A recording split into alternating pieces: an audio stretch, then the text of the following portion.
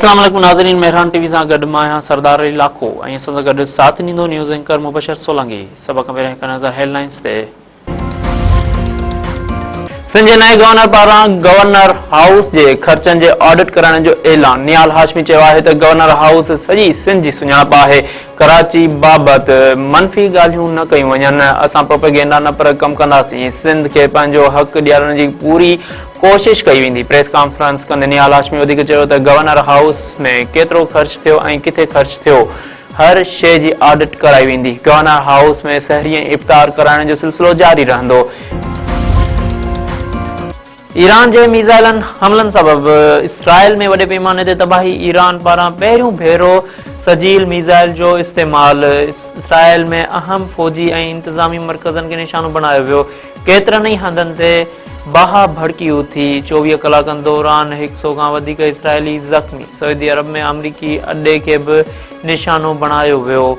Iran हमलनि जे 51 लहर खे या अली बिन मूसा अल रज़ा जो नालो ॾेई छॾियो। पासदारनि इनक़लाब चयो आहे त हीउ हमलो शहीद अबू कासिम बाबियान ऐं उन जे घरवारीअ जी यादि में कयो वियो। जेकॾहिं ॿारनि जे क़ातिल नेतनयाहू ज़िंदा आहे त उन जो पीछो जारी रखंदासीं ऐं उन खे पूरी कुवत सां क़त्ल कंदासीं। अमेरिका ऐं इसराइल जा बि ईरान ते हमला। ईरान में 43,000 इमारतूं तबाह थी चुकियूं।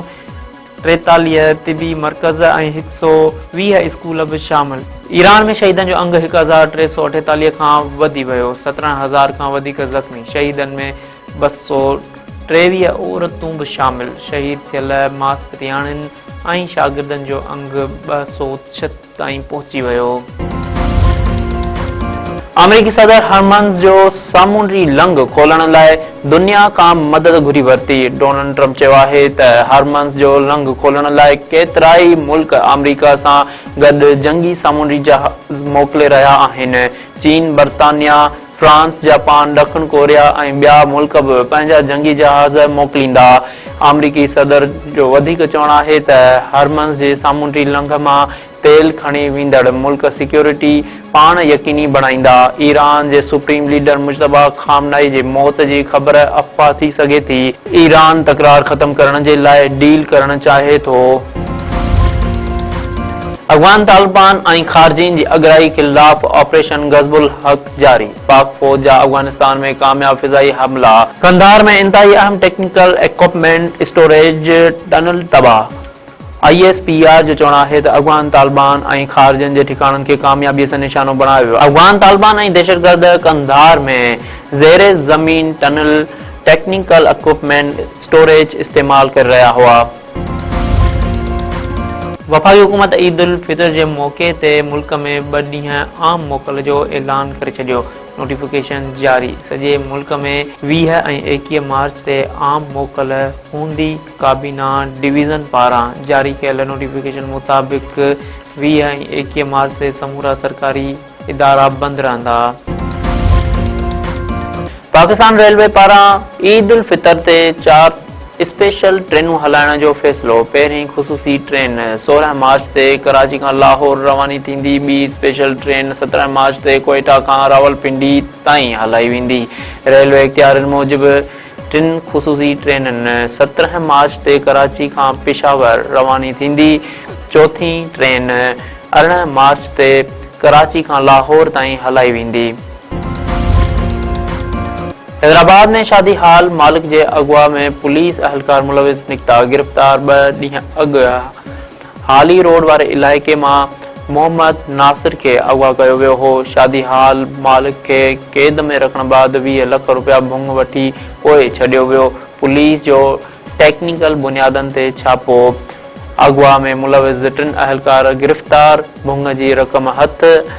IG सिंध वाक़े जो नोटिस वरितो। DIG हैदराबाद खां रिपोर्ट तलब। जावेद आलम ओडो चयो आहे त पुलिस में कारनि रिढनि जी का बि गुंजाइश न आहे। अगवा वाक़े में मुलविस अहलकारनि ख़िलाफ़ सख़्त कार्रवाई कई वेंदी।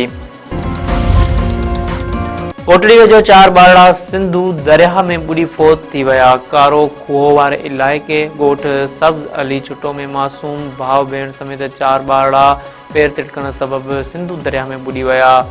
मक़ामी माण्हुनि जी मदद सां ॿारनि जा लाश हथ, फ़ौतनि में 10 वरियनि जो एजाज़, संदसि भेण साजिदा 9 वरियनि जो, क़ुर्बान पहवर ऐं 11 वरियनि जी कश्मीरा शामिल। लाश घर पहुचण ते कोहराम इलाइक़े में बि ॾुख वारी लहर पखिड़िजी वई। वॾे वज़ीर सैयद मुराद अली शाह नोटिस वरितो, लाॻापियल अमलदारनि खां रिपोर्ट तलब।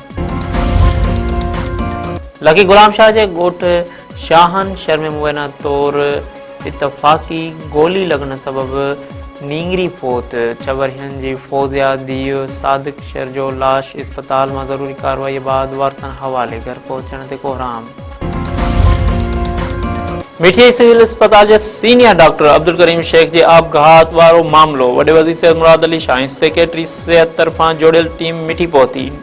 DG हेल्थ जी सरबराही में सिविल अस्पताल जे अमले जा बयान कलमबंद।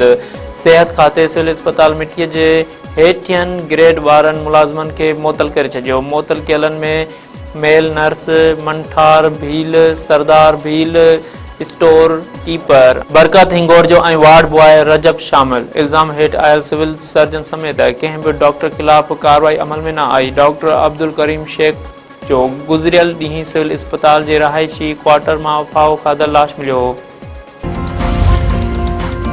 लाखारो रेलवे स्टेशन ते मुसाफ़िर ट्रेन मालगाॾीअ सां टकराइजी वई। मुसाफ़िर मौजज़ाने तौरु महफ़ूज़ रहिया। रेलवे ट्रैक मुतासिर। कराची खां लाहौर वेंदड़ शालीमार एक्सप्रेस रेलवे स्टेशन ते बीठल मालगाॾीअ सां टकराइजी वई। मालगाॾीअ सां केतिराई गाॾा पटड़ीअ तां लही विया।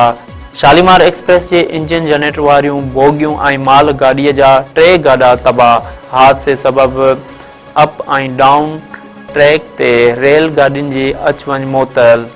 रेल गाॾियुनि खे मुख़्तलिफ़ स्टेशन्स ते रोकियो वियो।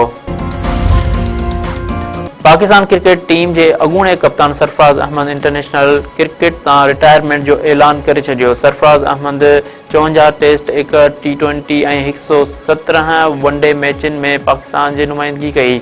सरफराज़ अहमद चयो आहे त पाकिस्तान जी नुमाइंदगी करण संदसि लाइ वॾो एज़ाज़ रहियो आहे। हिन हमेशह बेखौफ़ क्रिकेट खे हथी ॾियण ऐं मुतहद टीम ठाहिण जी कोशिश कई।